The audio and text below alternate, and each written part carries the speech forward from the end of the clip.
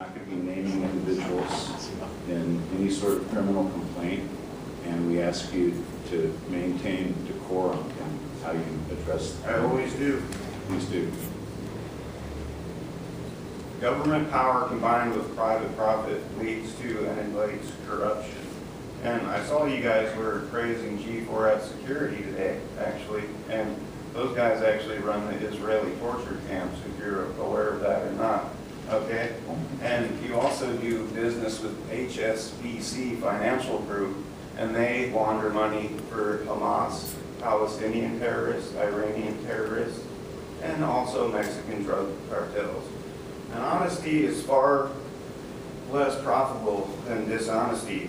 Maybe that's why I'm homeless and you're the mayor. I'd like to see some moral consistency among the mayor and city council and cancel all the contracts with G4S Security and HSBC. And also, I was here last week, right? And you made a comment saying, I'm sorry folks, sorry, we have a number of people that need help in our community and some of them come here, so bear with us, acting like I was crazy for what I was talking about.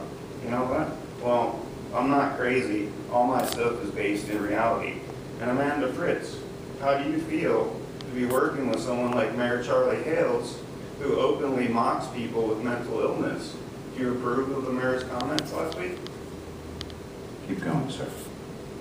You know, giving money and power to politicians is like giving whiskey and car keys to teenage boys.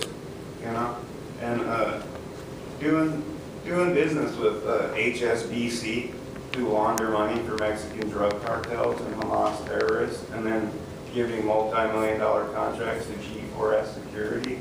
I don't know what you're thinking. Maybe you're the one with the mental illness and not me. That's just how I see it, you know. And I thought people with mental illnesses have the right to exist and have a voice in this community. Apparently not in the mayor's eyes.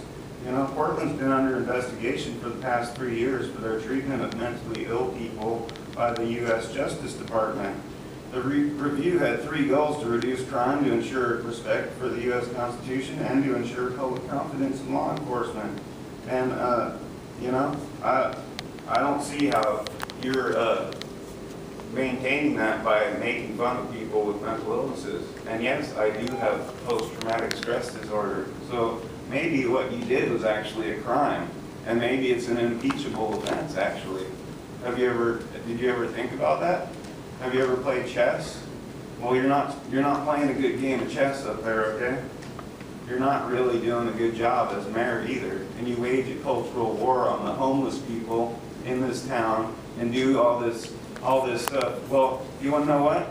40% of the homes in Oregon are vacant, and 37% of them are in the Portland area. Okay. And maybe you guys need to invest in some of these foreclosures. Sir, Maybe you need to invest in some of these foreclosures instead of dumping them into all these other agencies that just seem to just give money to slumlords and not really do that much for homeless people.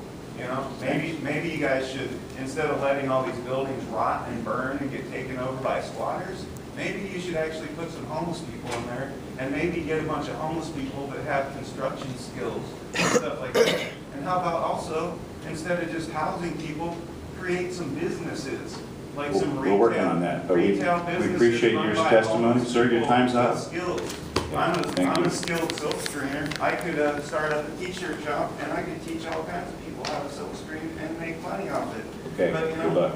So, thank you. Oh, I don't need luck, okay? Okay. I got fate on my side and good positive things, Thank you know? So let's move to consent calendar. We've got one request to pull an item to regular agenda, which is 724, right? Anything else? Okay, so let's take a vote on the balance of the consent calendar. Saltzman?